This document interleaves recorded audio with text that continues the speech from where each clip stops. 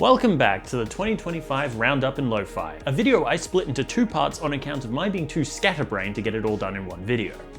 Last time we covered about half of my list of movies I saw last year, from Shelby Oaks to The Phoenician Scheme. While my feelings on the movies in that section were more mixed, we're now fully into certified banger territory. And we begin with...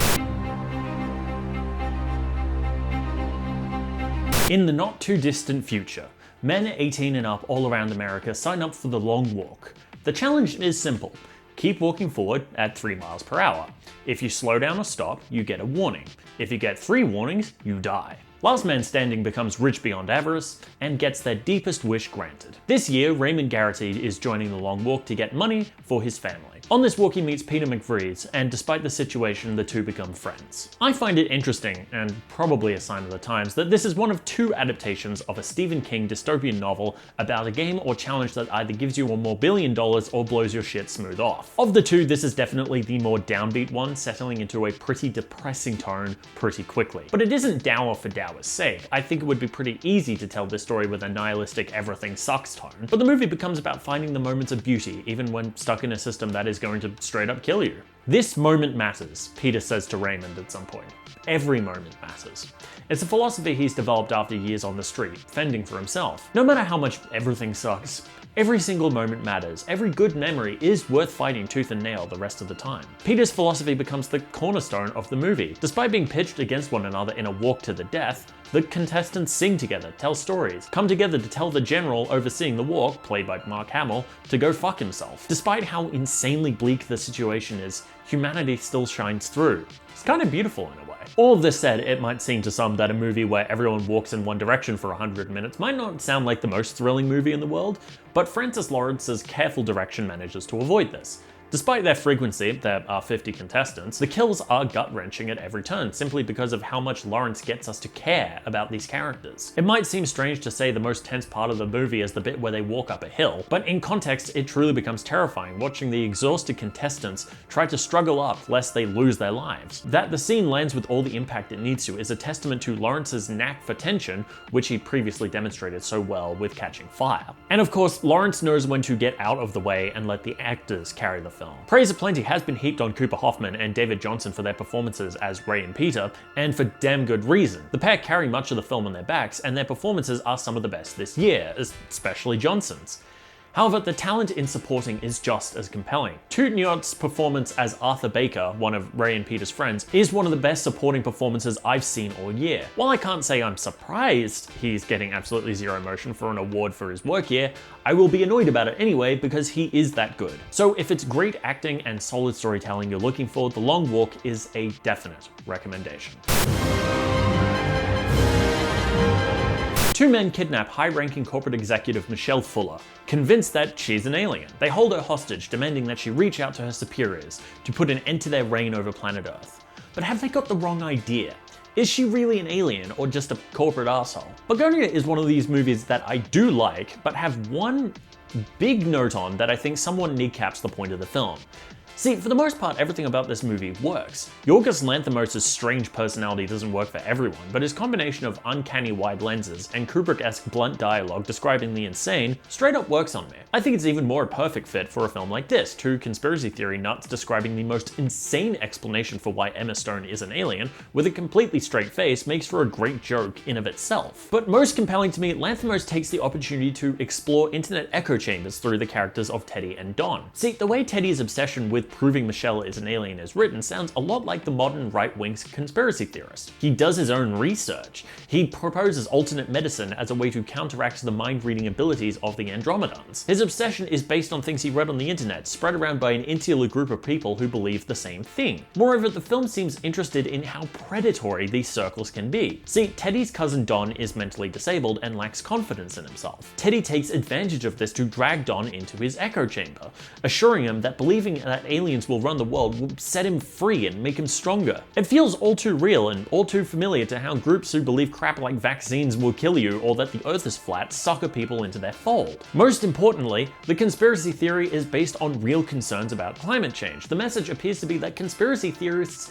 do see real problems in the world, but blame the wrong things, deluding themselves with fantasies as opposed to looking into the reality of things and taking action. Until it turns out Michelle actually is an alien. At which point all of this commentary suddenly no longer makes a heap of sense. Surprise, the reactionary lunatics are actually right. For good measure, this reveal comes with a flat model of the Earth. No, I don't think the movie is actually saying that the Earth is flat in text, but I find the choice to show that the reactionaries are right with a symbol of that very kind of conspiracy theory bizarre. And yes, I do understand that the film is an adaptation of Save the Green Planet, a South Korean film that also ends with it turning out the exec the lunatics kidnap is an alien. But if you want to be faithful to that ending, I don't think you can paint the kidnappers with the reactionary strokes that Lanthimos did here and expect your point to be clear. Yes, I understand the intention of the ending, that allowing people who don't actually care about us to continue to ruin the planet we live on will lead to all of us suffering, even dying. I even understand that the intention is that we tend to treat people who are aware of what we are doing to the planet and see the very real danger we are in because of climate change as conspiracy nuts who need to calm down. I completely understand what it is Lanthimos is going for, but in the context of how Teddy is written everywhere else, it really does fall flat. All of this might sound like I don't like the movie, which isn't true. It's this high for a reason. As I said, Lanthimos' brand of weird bullshit works on me, and Emma Stone and Jesse Plemons are incredible. There is a moment where Stone turns the power dynamic around on Plemons' character and becomes genuinely scary, and it's one of my favorite performances of the year. For my concerns with the mixed messaging of the film, it really is interesting and a lot of fun. Ben Richards is a working class man who can't get a job. His daughter is sick and he desperately needs money. So he signs up for the Running Man, survive being hunted by all of the United States for 30 days, and win $1 billion. I think it's worth getting out of the way that I have never read King's original novel, nor watched the Arnold Schwarzenegger adaptation that apparently had little to do with the source material. So I can't compare this movie to either of those things. I have to take what I see here at face value, and at face value, this is a really fun blockbuster that is also very, very peeved off at the current state of things. Glenn Powell's lead performance is endlessly fun. He maintains a sense of humor throughout, but also embodies the burning rage that Richards feels throughout perfectly. No matter how much he's laughing or mocking the Games Network, that hate is always just under the surface, propelling the character forward. It's electric work and also somewhat cathartic. Those of us who work or have worked day jobs and still barely made the bills have probably felt that anger at everything before, so it was kind of awesome to see that feeling played so well on the big screen. Powell's acting is so good it manages to disguise some of the weaker aspects of the script. Now, it's not a bad script by any means, though I will definitely take arguments that the ending is, I'll come back to that, but it is occasionally ham-fisted and a bit obvious with its point. But through Powell's furious performance, it becomes clear. Of course Richards is this obvious about how much everything sucks, he's pissed off. However, much as I love this movie and had a great time watching it, it does have two flaws that can't be ignored. The first is its ending, which skews to almost cartoonish optimism. You know how in Spielberg's War of the Worlds they have that bit where Tom Cruise's kid gets blown up and then at the end is fine and intact so they can have a happy ending? The Running Man ends on a comparable note, with our heroes getting to live happily ever after while everyone smashes the state. Does it feel earned? No, but I do understand the intentions here. I think the idea was to end on a note of optimism, that yes, everything really sucks now, but if we take action there is a chance for change. I get it, I really do, but I think it's approached in the wrong way. Did I expect them to go with the original ending from the book where Richards does a 9/11 on the Games Network? Hell no. But I think an ending with some lasting consequences to the main characters while also inciting the revolution at the end would have been a better call. It's all a bit too schmaltzy if everything is just hunky-dory for everyone right at the end, but oh well. The other major flaw is with who directed this movie. See, this picture is brought to us by my beloved Edgar Wright, comic genius behind the Cornetto trilogy. Wright has endeared himself to me time and time again with his sharp directing, penchant for perfect comic blocking and timing, and his trademark quick-cut montages. Which makes it a massive bummer that all of his touches are almost completely missing from this movie. Now, there are still hints of Wright's eye for a great shot. There is a car chase sequence shot entirely from the car boot, where we're stuck with Richards unable to see much. It's interesting. There's a swooping tracking shot from the point of view of a drone that kicks major ass, as well as a beautifully placed dolly zoom later in the film. But for the most part, Wright's touch is missing from this movie. It's like he was taking himself seriously and pulling back from his comic sensibilities. But I think this harms the movie. It's already a satire piece. I feel like going full Wright would have made this movie at least 10 times better. The result is, while the movie is some of the most fun I've had in a movie theater this year, it's also probably on the bottom tier of Edgar Wright films. That being said, I still think The Running Man is worth a watch. It's fun, it's ridiculous, it's massively pissed off. But with the knowledge of who directed it, it should have been a bona fide classic. In his hunt for Jake Sully, Colonel Miles Quaritch has found a new ally in the Monk One tribe and their fiery leader Varung. Meanwhile, Sully and his family have to collect themselves after the death of his son Natayam, while also facing an astounding new development. Spider, his children's human companion, can breathe the Pandoran air unaided now. It seems I've grown fond of the Avatar movies lately. They might follow familiar story beats, but this isn't necessarily a problem. They feel like old legends, brought to life through blending live action and mind-bending computer animation. This series feels like a modern-day epic, detailing heroes and villains in their battle of good and evil. The heroes have a god who watches over them. They have sorcerers, kind of. Truly modern-day mythology. Fire and Ash is the third compelling installment of this myth, detailing the consequences of the last film and further exploring the nature of Awa, the god of all Pandora. In particular, in this film, Cameron seems fascinated by the idea of marrying science and faith. Are they compatible?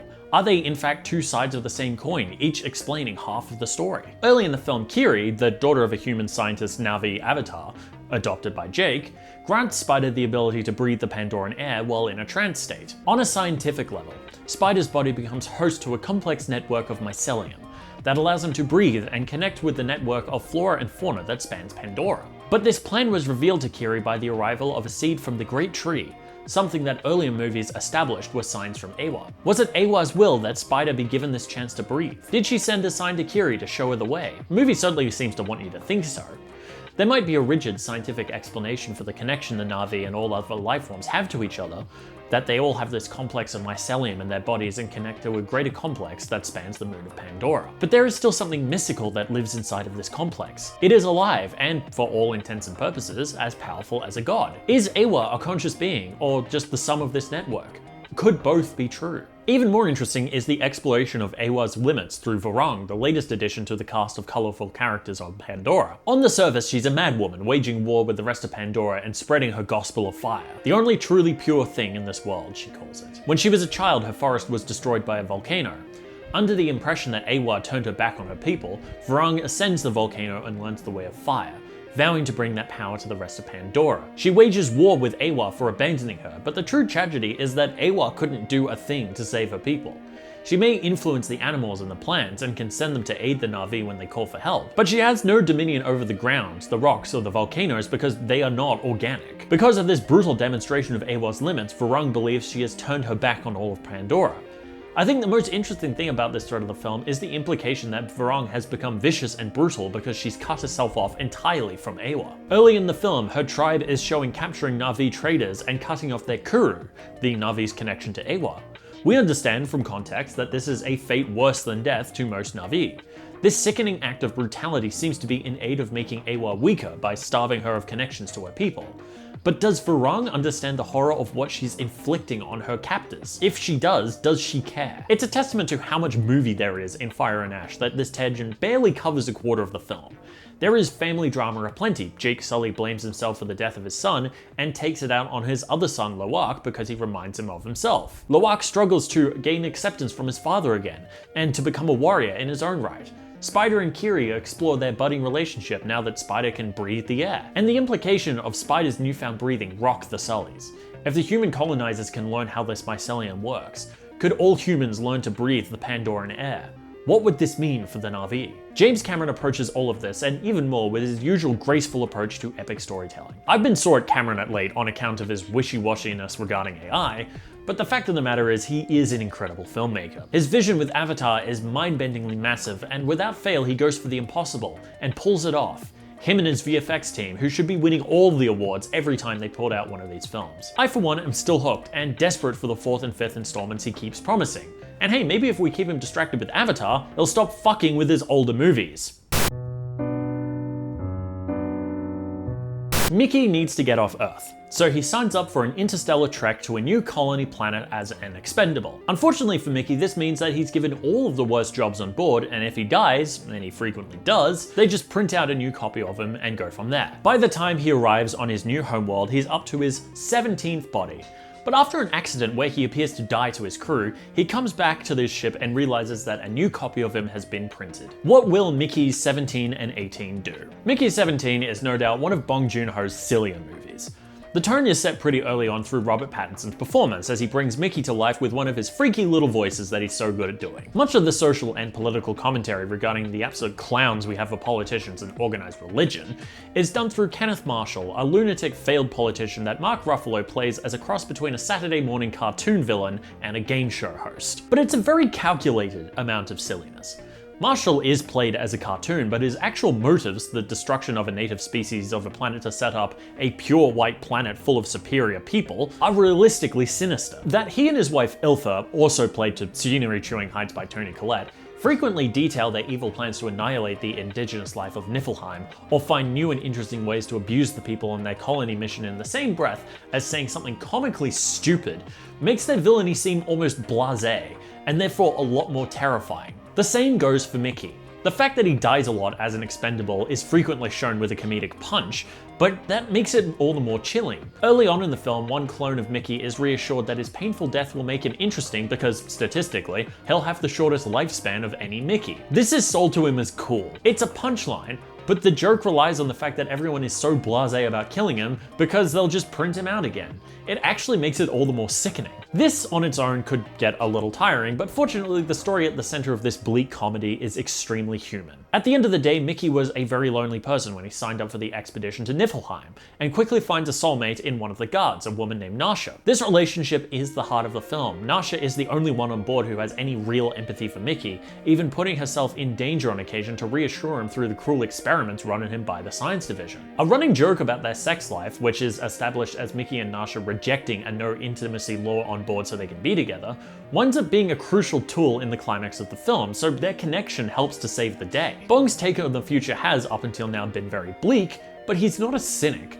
Love and community are not just important to keep us alive and happy, they can in a way be a form of resistance. And of course there is the relationship between Mickey's 17 and 18. The movie establishes at some point that the Mickey clone's personalities are never one-to-one copies.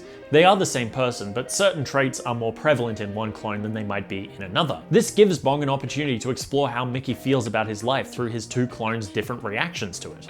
17 is more docile, 18 more outwardly angry. Both Mickeys have these feelings, but because their reactions to these feelings are different, an internal conflict can be portrayed on screen by Mickey literally speaking to himself. One of the most poignant scenes of the film is one where a battle Mickey has had with himself his entire life is externalized as 17 and 18 discussing it.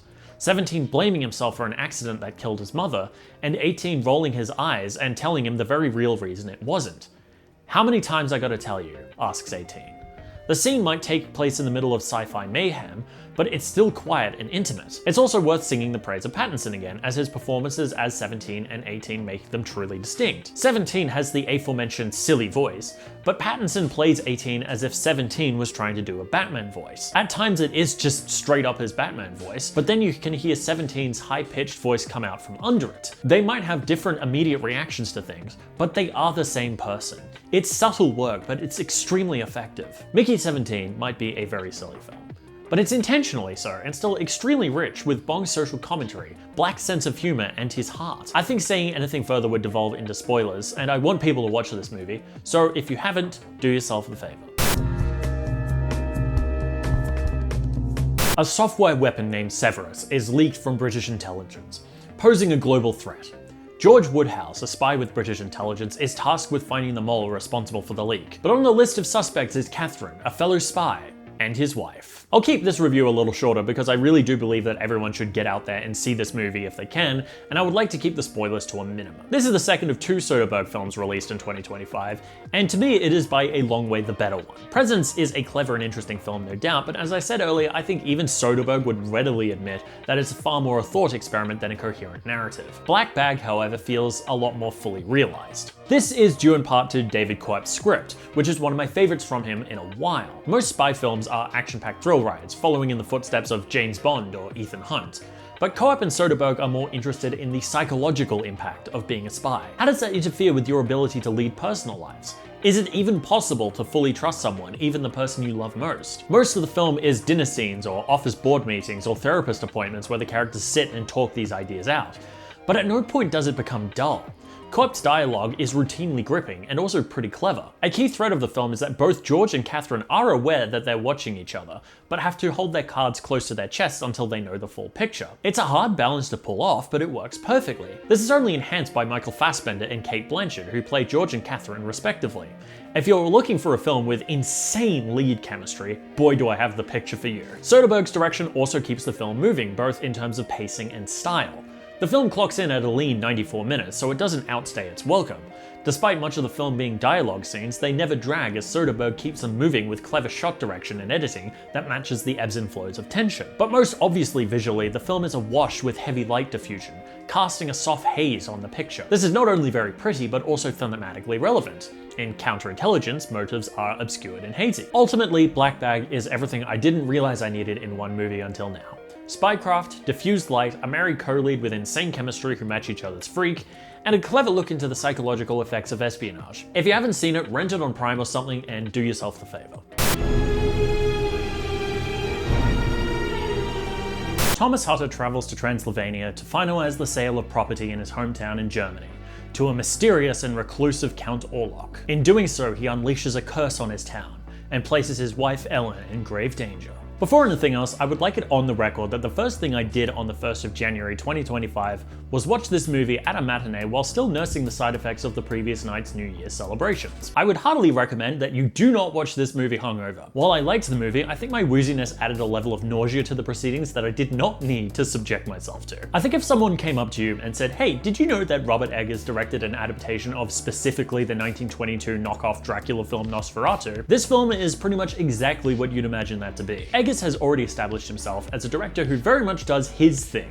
Slow, creeping dread, strange lighting, mildly theatrical blocking, and period-accurate dialects. This film definitely has all of that in spades, but of these things, the most notable thing to me was the lighting, specifically the night scenes. There is a breakdown on YouTube that is much more detailed on the color and lighting science, which I will link so you can check it out because it's incredible work. But the gist is that DP Jaron Blask used a mix of clever lighting and filters that cut out red wavelengths of light to build these night scenes, washing them out in that cold blue that permeates the film. The result is night scenes that are realistic, but aren't plagued with underexposure or low contrast like so many other night scenes in film at the moment. This not only fulfills Eggers' artistic drive for naturalistic light, but also allows him to emulate the expressionist film upon which this is based through sharp and clearly defined shadows. All at once, Eggers pays homage to the original Nosferatu and forges something all on his own. It's striking work, and provides some of the most haunting imagery in the film. These sharp shadows also aid in the central point of the film, that being Eggers' take on the classic tale of Dracula.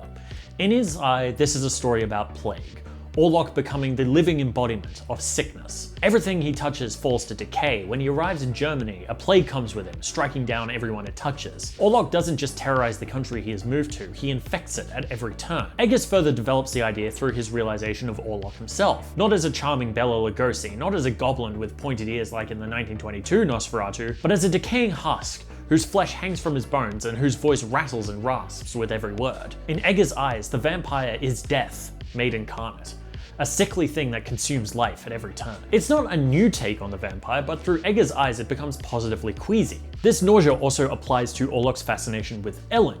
While many Dracula adaptations have depicted Dracula's interest in Mina Harker as predatory, here Eggers is pretty plain. In his version, Orlok came to a young Ellen as she begged for a friend, whispering to her that she wouldn't be alone. He tricks Thomas into selling Ellen to him, treating her as a prize to be won. On Ellen's end, she is fascinated by Orlok, but also ashamed of her connection to him. She believes it makes her unclean, at some point trying to push Thomas away. As well as being plague incarnate, Orlok has become an allegory for grooming and the consequences it can have on the one being groomed. And of course, I'd be remiss if I didn't mention some of the performances in this movie. Nicholas Hoult is reliable as always, and Bill Skarsgård digs deep to find the most creepy voice possible for Orlok. William Dafoe surprises with his performance, in that he is actually the most normal person in the film. Doubly hilarious when you remember he's playing the Van Helsing stand-in. But far and away the best performance in the film comes from Lily Rose Depp. Her performance as Ellen is truly one of the most insane I have ever seen. One moment she is completely vulnerable, pulling from Ellen's pain and sadness. Then the next she's contorting herself in ways I didn't really know were possible, as Orlok's power takes hold of her, fighting to make her his. All at once vulnerable, tender, and genuinely fucking terrifying. That takes skill, my friends, and she's sure as shit acting circles around that drunk deadbeat father of hers. Egger's version of Nosferatu might not have the newest, freshest take on Dracula, but his presentation more than makes up for it, making it a fascinating, horrifying film on its own right.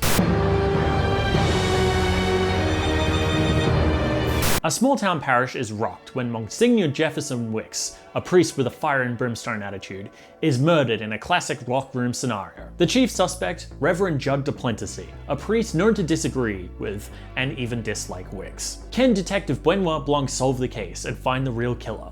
Or will this case prove truly unsolvable? So, among my many personality defects, and that's a long ass list, just ask my friends, one of the more fun ones is a condition called raised Catholic. This upbringing has granted me a few fun abilities, including knowing a spattering of Latin phrases, and the temptation to respond to "May the Force be with you" with "and also with thy spirit." It does, however, mean that I notice some incongruencies between reality and how this film portrays the Catholic Church. At least in the circles I grew up in, we don't call them reverends, we always address them as father. Arguments have also been made about how many Catholic priests are as fire and brimstone as Monsignor Wicks, but I met one when I was little, so that's accurate. But the most striking thing about this movie is that for all of the background details that Johnson might have gotten wrong, much of the film does feel like it was written by someone who was raised in the American Protestant church, which makes sense because it was, the thing he nailed was the frustration of trying to recontextualize the faith we grew up in as something that was initially meant to be good. See, Monsignor Wicks represents the church as it behaves now. His whole shtick as a priest is to alienate newcomers by calling them names, creating a cult-like following in his regular churchgoers. A particular haunting running side plot is his running extortion of Simone, a disabled cellist who wants to play the way she used to. Wicks takes her for a ride, promising that her faith can heal her, for a price. Wicks is the horrific, violent, predatory aspect of the church that undeniably exists and has made it everyone else's problem since the Crusades. But Judd is everything the church was meant to be through Christ's teachings. He's kind and horrified at the anger that Wicks has engineered in his parish.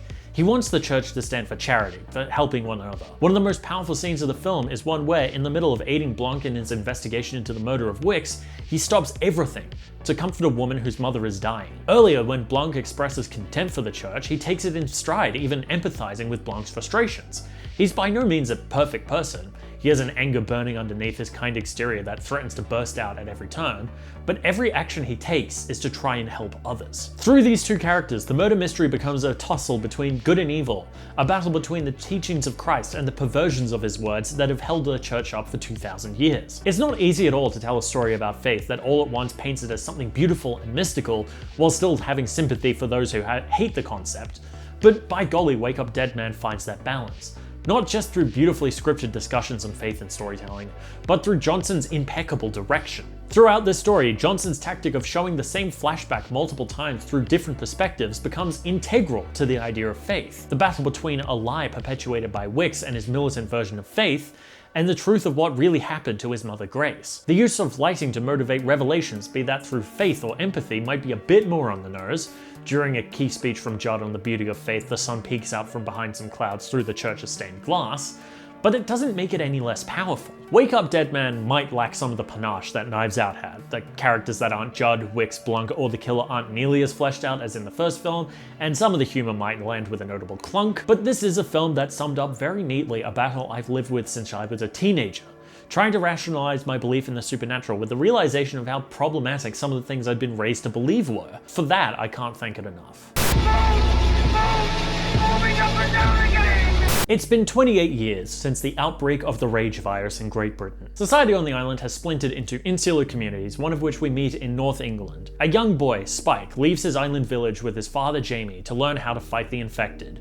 But is this what Spike really wants? 28 Days Later set itself up as a unique take on the zombie film when it came out 23 years ago. The idea of zombies as rage-filled runners is already interesting, though yes, they aren't technically zombies, just infected, but the rules of the zombie movie still apply, as is the story that centers the plight of Jim, Selena, and the family they meet in London and their quest to find somewhere safe. But what immediately strikes everyone's eye about Days is what it looks like. Days was shot on a consumer digital camcorder, giving it this very distinct look. This was done for two reasons. The portability of the camcorders allowed for the film crew to get in and out of London streets fast, and director Danny Boyle believed that it lent a verisimilitude to the film. If someone were to pick up a camcorder off the street after the infected epidemic, he reasoned, this is what the record of it would look like. This philosophy appears to be the driving force of the production of Years as well. Much of the film was shot in forests in Northumberland, where they needed light cameras to move through the forest without disturbing the flora too much. Married with the idea of shooting it through our eyes, Danny Boyle landed on another consumer camera everybody has now, the trusty smartphone, specifically the iPhone 15 Pro Max. However, this time Boyle seems not only interested in shooting the infected through the eyes of our consumer gear,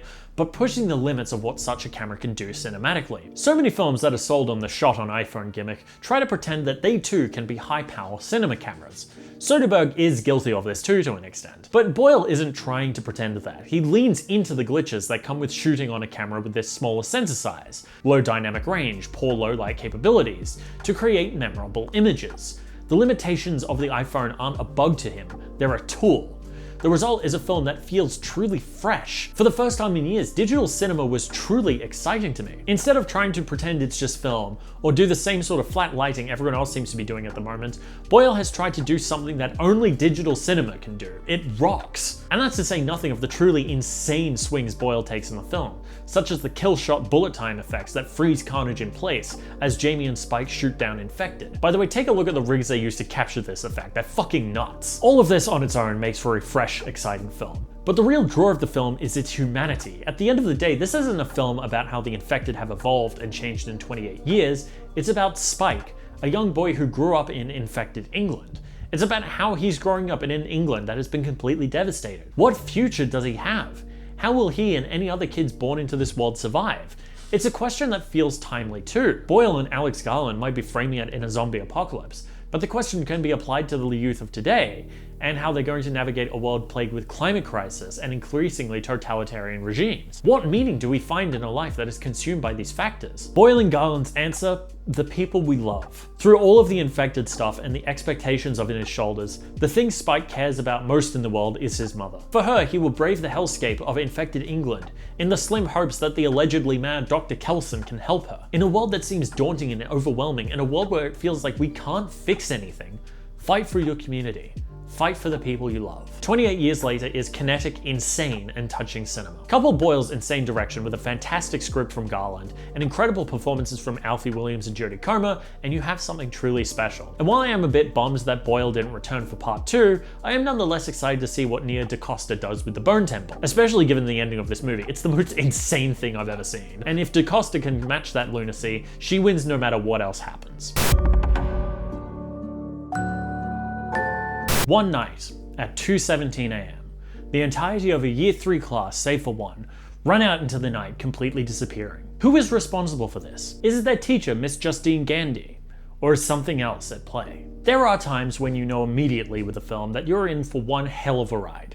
Watching as a group of children, rendered faceless by shadow, run from their homes with their arms outstretched as George Harrison's Beware of Darkness plays, qualifies as one of these moments, and oh boy did it deliver on its promises. Now, some scares might leave something to be desired. The pacing of the modern jump scare is so predictable that there were at least one moment where I timed the jump almost dead on. But for every rote jump scare, there are 3 pieces of genuinely chilling imagery. The children running into the dead of night with their arms out like that may have been pretty heavily advertised, but that didn't subtract from the nope factor of seeing it in context. The sound design prioritizes silence in key sequences, leaving the viewer alone to hold their breath waiting for what might come next. You could hear a pin drop in the IMAX screening I attended. The spectacularly gruesome violence is deeply effective on the rare occasions it's used, particularly in the finale. However, some of the most uncomfortable moments are the truly human ones. Justine spends much of the film in a self-destructive spiral brought on by her grief, as she desperately tries to reason with what happened to her classroom. While in most films one might be screaming at the screen, "Get out!" as the monster sneaks up behind our intrepid final girl, in this case I wanted to shout at Justine to get out as she takes her emotions out on the people close to her, or crosses professional boundaries, seeking absolution from Alex, the last boy in her class. It's a beautifully human take on horror, the horror of coping poorly with tragedy. This might sound like it makes for a grim and bleak film. In places it is. It is also sometimes wickedly funny. Alex's Aunt Gladys is meant to be in equal servings unnerving and funny, and a violent confrontation in the finale almost serves as a punchline to the film. But Kreger also finds humor in small human moments. After waking from a nightmare, Archer, played by Josh Brolin, swears in confusion and horror. While being pursued by an assailant, Justine shouts "Help me" at a cashier, not in panic, but in irritation that he's just watching it happen. These are deeply funny moments, but they never break the immersion of the film because they feel totally real. On its own, this might make for a compelling film, but Weapons pushes further. The film proceeds non-linearly, presenting each character's troubles through chapters marked by their names. Justine's story plays out across the first chapter, following her as she spirals from the grief of losing her class and tries to make it better for herself. But after that, the film wanders through the lives of others, presenting dramas from their lives as they reel from this tragedy. This non-linear structure has been compared to Magnolia by many, including Kreger, and at first it seems a neat way of controlling what the audience knows about the central mystery and when. It certainly does fulfill this purpose. The boy Alex's chapter is reserved for last, which leads straight into the climax. More importantly, however, it gives us time to breathe with each character and explore the point of the movie. At first, the film follows the topic of grief through Justine and the father of Archer's chapters. The former is desperate to clear her name as a witch and absolve herself of crushing survivor's guilt. The latter transforms his grief into anger, blaming Justine for his son's disappearance because he needs someone to blame. These chapters are particularly raw. Kreger said that the film was inspired by the grief of losing his friend and collaborator, and it fuels these initial chapters. As the film moves on to other chapters, however, the scope widens. The focus of the cop Paul's chapter is police brutality. The homeless man James's homelessness and addiction.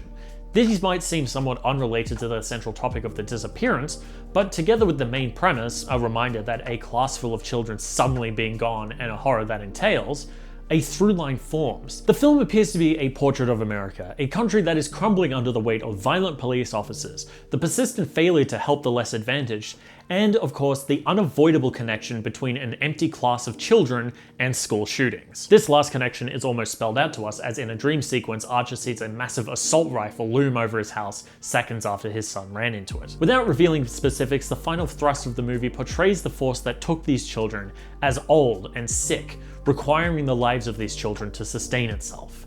And that, to vanquish this force, its own weapons must be turned against it. Brutally. After 3 years in the game, Superman loses a battle for the first time. This is only the beginning of his conflict with billionaire Lex Luthor, which takes him through pocket dimensions, intercontinental conflicts, and troubling revelations about his parents. As you might be able to tell from the content of this channel, I love Superman.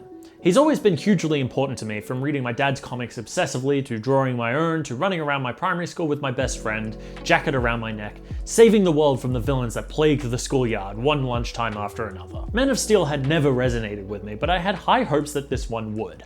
And it did. There are story beats and thematic threads aplenty that have caused constant discussion since the movie came out, but I don't want to go into them here. There will be a Lo-Fi Media Reviews video on this movie later, and I will be going over all of this there. But none of that really factors into what this movie meant to me. Finally, he was a Superman that combined all of the things I love about The Last Son of Krypton, synthesizing them into one film. The stylistic excess reminded me of comics from the 70s and 80s that my dad kept, utterly batshit insane. In this movie, we have pocket dimensions, Superman clones, flying dogs, and robots populating the Fortress of Solitude. We have shades of Smallville. Clark Kent means well and puts everyone else first and fights for truth, justice, and other stuff, but also battles his own insecurities and is on occasion kind of a prat. There is a single shot of the movie that distills all of this into one image. A single frame that combines all of the elements of what makes Superman so important to me that when it appeared, genuinely shut my brain off for 10 seconds.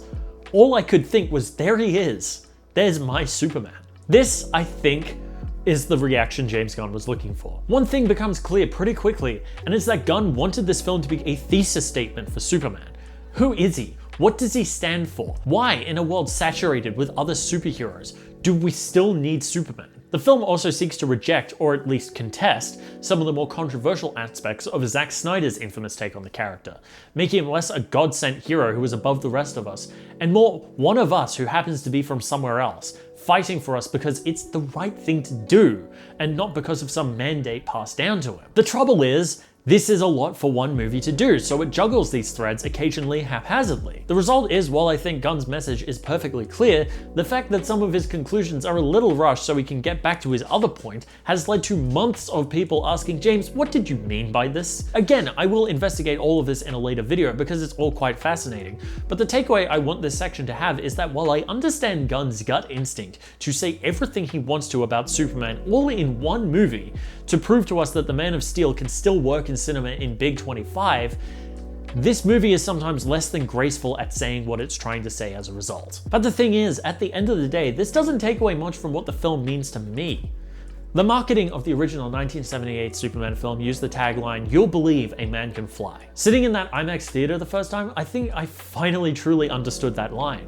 Superman may not be a perfect movie, but for 2 hours, I could believe that not only could a man fly, but that we can be better than what we are right now. For the first time in ages, I had a little bit of hope. I think we could use some of that right now. And now we come to the top 2 films of the year. In their own way, each was the most exciting thing I'd seen all year, giving me experiences that to me are what cinema is all about. Incredible, immersive pictures that both did something I'd never seen before. In all likelihood, these 2 top spots could swap around depending on my mood, but as of now, this is where they stand. Twins, Smoke and Stack return to their hometown in the Jim Crow South to open a juke joint. They employ many of their friends and family to help run the joint, including their cousin Sammy, who plays the blues. But sinister forces have heard Sammy's voice, and they have recognized him as one who can summon spirits through his music, and they want his spark. Sinners is, on a technical level, the coolest fucking movie I have ever seen. The film was shot on 2 formats, anamorphic Ultra Panavision 70mm film and IMAX 70mm film. According to DP Autumn Arkapour, 70mm film stocks were chosen over director Ryan Coogler's initial intentions to shoot on 16mm film due to VFX concerns. On the smaller film stock, the effects to marry Michael B. Jordan's 2 performances as Smoke and Stack would have been rather difficult. This makes sense, but the choice of formats provides a problem. Ultra Panavision has an aspect ratio of 2.76 to 1, and IMAX a much taller ratio of 1.3 to 1, or for home viewing 1.77 to 1. So while we're probably used to the jump from 2.39 to 1 to 1.77 to 1 in Christopher Nolan IMAX pictures, the anamorphic 70mm sequences provide new challenges. How does one edit from this insanely wide ratio to a significantly taller ratio gracefully? How do you frame an image as tall as 1.43 to 1 so it can be cropped to 2.76 to 1 for standard releases? So when cropped, you don't lose anything important while keeping the framing of the taller ratios intentional.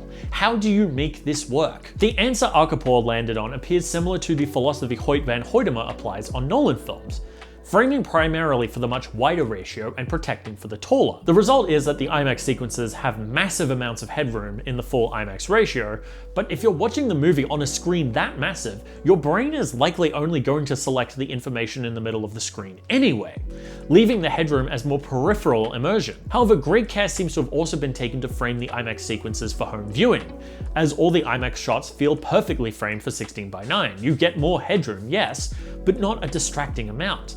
It's insanely well planned out work to make this dramatic a ratio change work. The IMAX sequences, by the way, are some of the most exciting uses of the format I've seen in years. It has been in my opinion for a while that much though Nolan's use of them for key action sequences and immersion has been exciting, there is more that can be done with the format. What about using the deep immersion of IMAX for emotional punch, or for exploring a mystical aspect of the film? Coogler seems to have heard this query of mine because he often does just that. Some IMAX shots are single ones, lingering on Smoke and Stack, taking in a sunset together before the fateful night that pulls them apart. But the key sequence is, of course, the one where Sammy sings "I Lied to You," summoning spirits of both past and future to dance with them at the juke joint. The film expands to IMAX ratio, pulling you into the spiritual moment. On the digital IMAX screen I saw this on, that ratio was the ultimate lock-in cinema moment. Theses will be written on this sequence, I tell you. The use of IMAX to fully immerse us in the spiritual communion between past, present, and future. The fact that it's a wonder that circles, bobs, and weaves through the crowd. The intricate choreography that blends hundreds of years of dancers from different cultures. Ludwig Göransson blending several music genres together to further sell the melting point of culture present in that barn. The barn appearing to burn away, so it's just the people, the spirits, and the music. This is on every level the movie moment of 2025. A single sequence that demonstrates everything I love about cinema as an art form, the marriage of visuals, music, and craftspeople at the top of their game, working together to create something special. This movie is of course so much more than this one sequence. Tying it all together is a gut-wrenching tale about the Jim Crow South, which continues to be sorely applicable to today. The vampires who will steal the culture of others for their own gain, played to perfection by Jack O'Connell, who is alternately terrifying and really funny, and some unreal performances across the board, mostly from Miles Caton, who plays Sammy. How the hell is this his first film role? But most of all, it's about music, about art. At this point, the top spot on this list is probably obvious, so let's talk about revolutionary wash-up Bob Ferguson lives in hiding in Backdown Cross with his daughter Willa, keeping both of them under the radar. But when his former nemesis Colonel Stephen Lockjaw comes back into his life, looking for both him and Willa, Bob must do everything he can to protect his daughter. One battle after another, more than anything else I've ever seen, manages to speak a fundamental truth about the current state of political affairs, especially in America, without being overbearing. Everything is really stupid. The brand of fascism that has taken a grip hold of America is, at a basic level, ridiculous. The show is being run by loser clowns who think they're really cool but are actually complete fucking dorks. Colonel Stephen Lockjaw is, above everything else, a weirdo. He is trying to join the Christmas Adventurers, a joyously named boys club of like-minded fascists who get together to plan the installment of a white supremacist America, but greet each other by saying Merry Christmas, Hail Saint Nick. The chief joke, I think, being one about the so-called war on Christmas. They're so up their own arse about happy holidays being woke, I guess, that they're fighting back by centering Christmas in their crusade. This is idiotic, but the film is always keenly aware of how comically stupid this is. Paul Thomas Anderson never outright says it's stupid.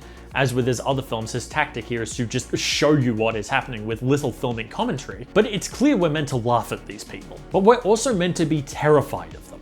They might be dumbass losers, but they're dumbass losers with power. No matter how stupid what comes out of their mouth is, we know full damn well they can just do the crazy shit they say. It becomes a dark reflection of where America is with Trump and his band of lunatics.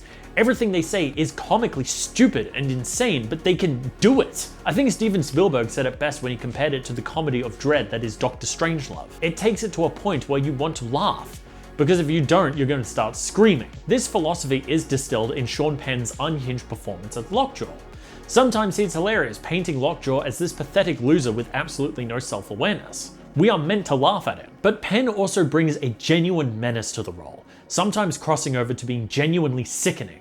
It's an extremely hard tightrope to walk, but Penn manages it, and then some. It's a testament to how much everyone else brought their A-game that Penn's performance is frequently outshone in this movie. Leo DiCaprio turns in one of his best in years, bringing in both a sense of physical comedy and pathos to Bob Ferguson, the wash-up revolutionary. Benicio del Toro is a lot more subtle as Sensei Sergio, but his laid-back attitude makes for a great counterpoint to DiCaprio's more manic performance and provides both comic relief and a rock onto which the audience can hold onto through the unimaginably tense middle of 25 minutes where the army terrorizes Backdown Cross. Tiana Taylor and Regina Hall, who are in this movie for 15 and 8 minutes respectively, also leave an undeniable stamp on the film. The former providing a tragic portrait of a woman spiraling as both abuse from Lockjaw and postpartum depression tear her apart, and the latter appearing almost as a ghost from the past, determined to save Willa's life at all costs. But far and away the shining star of this film is Chase Infinity, who plays Willa Ferguson. Willa goes through a dizzying roller coaster of emotions, anger, determination to survive, disgust. But under it all, Infinity keeps a constant tone of fear. After everything, Willa is a 16-year-old girl, and she's terrified. There's a sequence where Willa is suddenly confronted with the reality of her father's past, where she's forced to reckon with it in about 30 seconds. Infinity's performance is one of the best I've ever seen of that gut punch dread. Frozen, trying to keep up, but most of all scared. In a film filled with talent like DiCaprio, Del Toro, and Hall, she more than steals the show. This is all to say nothing of PTA's direction of the film, which is routinely careful but never dull. As I noted earlier, there's a sequence in the film that goes on for about 25 minutes as the army lays siege to Backdown Cross in search of Bob and Willow. PTA's love for extremely slow camera movements pulling into scenes of chaos, mixed with more frantic shaky cam, makes for an almost unbearably tense experience, aided by the frantic piano accompaniment from Johnny Greenwood. But the showstopper is a climactic car chase in the hills of desert California. The camera is held low to the road, picking up every slight raise in the ground. The focus weaves in and out, trying to keep both the road and the background in focus. All of this is intercut with shots of Willa desperately looking through her rear view, trying to get a glimpse of the car chasing her. Are they friend or foe? What does she do to find out? Much like the I lied to you sequence, this is the kind of thing that cinema is all about to me, but for different reasons. Whereas Sinners was doing something I had literally never seen before, One Battle seeks to take a familiar setup such as a car chase and put it in a new lens, to find an all new way of showing us something we've seen before. And that about brings us to the end of the 2025 roundup. I will say the final spots on this list got really hard to suss out, especially the top two. I always knew Sinners and One Battle were top of the pile, but to say one beat the other feels wrong, because they're both incredible, just doing different things. That it was so tough, I think sells just how incredible 2025 was for cinema. And this is not including some of the other alleged certified classics that I unfortunately missed. But what will 2026 hold in store for us? The only thing I can say for certainty is that it will, with some luck, bring some work of my own. Now, anything I shoot will just go to YouTube, but I want to say here on the record, so I'm forced to stand by it, that this year I will be putting in practice in writing and shooting my own short films. Will they be good? Who knows? But cinema is my passion, my love. I want to make movies. I'm a little sick of just sitting around planning them. I want to get out there and create, so hold me to that. But yeah, that about wraps it up for this roundup. If you enjoyed this video, please like, subscribe, all of that good shit, and have a good day.